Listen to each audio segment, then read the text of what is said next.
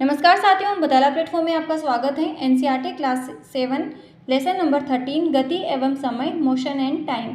तो इस लेसन में अपन को देखना है कि मोशन और टाइम, जो समय क्या होता है, समय का माप किस प्रकार से किया जाता है। तो जो गति होती है, कुछ व्हीकल्स होते हैं जो तेज गति से चलते हैं, कुछ स्लो मोशन में चलते हैं। तो जो गति होती है, मोशन, समय के साथ में वस्तु की स्थिति में जो चेंजेस होते हैं उसे कहते हैं मोशन। क्लास 6 की जो एनसीईआरटी है, अपन ने उसमें दे रखा है टाइप्स ऑफ मोशन, गति और दूरियों का मापन। लेसन नंबर 10 था motion and measurement of distance. बहुत अच्छे से अपन ने कंप्लीट किया है। तो आप प्रीवियस वीडियो में जाकर के भी गति का चैप्टर अच्छे से देख सकते हैं। देखते हैं अपन गति के जो प्रकार होते हैं, टाइप्स ऑफ मोशन, कितने प्रकार की गतियाँ होती हैं, क्या क्या एग्जाम्पल होते हैं। क्योंकि कॉम्पिटिटिव एग्जाम्स में डायरेक्ट यहीं से क्वेश्चन पूछते हैं कि सीधी सड़क पर वाहन की गति, ये इसमें कौन सी गति प्रेजेंट होती है, किस गति का ये एग्जाम्पल है। तो गतियों के प्रकार में जैसे सरल रेखीय गति होती है, rectilinear motion, circular motion, periodic motion होता है, रोटेशन मोशन होता है, वाइब्रेशन मोशन होता है, कंपन गति।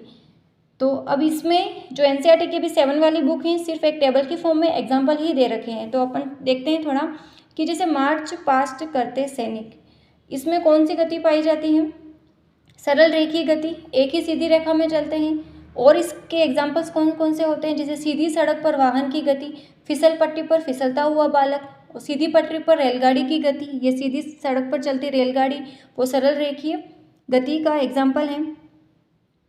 या यहाँ पर हो सकता है सीधी पटरी पर चलती रेलगाड़ी, है ना, सीधी पटरी।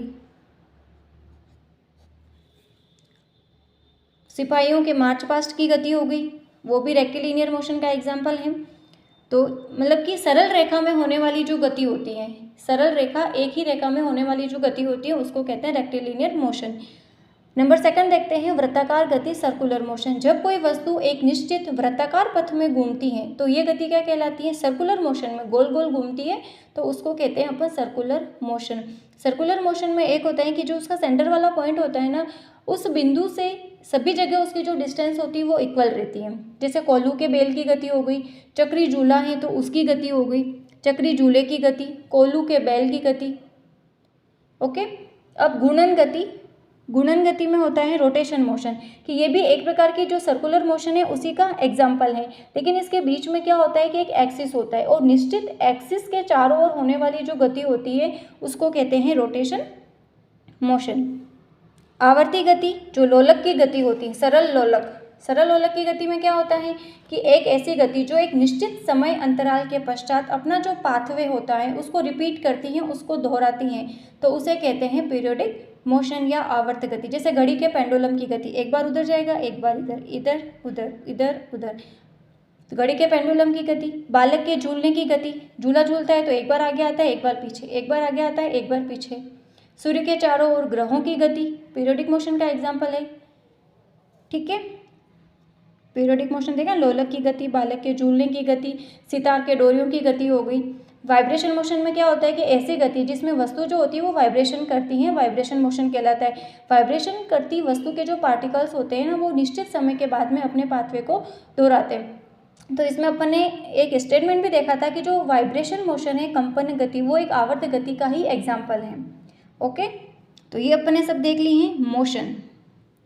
गति की डेफिनेशंस भी दे रखी है, एक बार रीड में ये गति का आया था कि ये डेफिनेशन दे रखी थी, और इसे क्या कहते हैं, तो समय के साथ वस्तु की स्थिति में जो परिवर्तन होता है उसको कहते हैं अपन मोशन। आगे अपन देखते हैं चाल। अब चाल क्या होती है कि एक इकाई समय में तय की गई दूरी।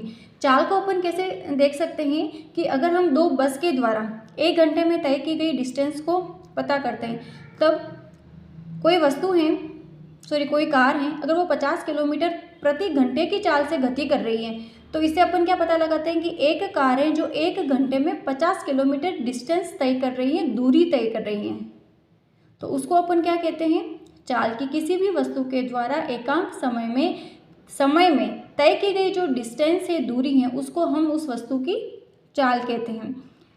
इकाई समय में तय की गई दूरी, और ये जो चाल होती है वो अदिश राशि होती है। अदिश राशि का मतलब केवल परिणाम का बोध कराती है, दिशा का नहीं। जो डिस्टेंस है वो तो किधर भी जा सकती है, कोई डायरेक्शन का बोध थोड़ी ना करेगी, तो केवल परिमाण का बोध कराती है, दिशा का नहीं। तो ये क्वेश्चन भी बन सकता है। चाल एक राशि है, चाल कौन सी राशि है? अदिश राशि। चाल हमेशा धनात्मक होती है और चाल का मात्रक होता है मीटर पर सेकंड। मीटर पर सेकंड जैसे कि चाल है तो एक तो डिस्टेंस जिसको मीटर में मापेंगे अपन, और लिया गया कुल समय, उस दूरी को तय करने में कितना समय ले रही है तो वो क्या कहलाता है? लिया गया कुल समय नीचे आ जाएगा, तय की गई दूरी, कितनी दूरी तय कर रही है और उस दूरी को तय करने में कितना टाइम ले रहा है, तो वो कहलाता है चाल। तय की गई दूरी अपॉन लिया गया कुल समय। ओके, कल अपन स्टडी करेंगे समय का जो माप होता है। आज अपन ने इसके एग्जाम्पल्स देखे हैं, तो मिलते हैं कल की क्लास में। Thank you for watching this video.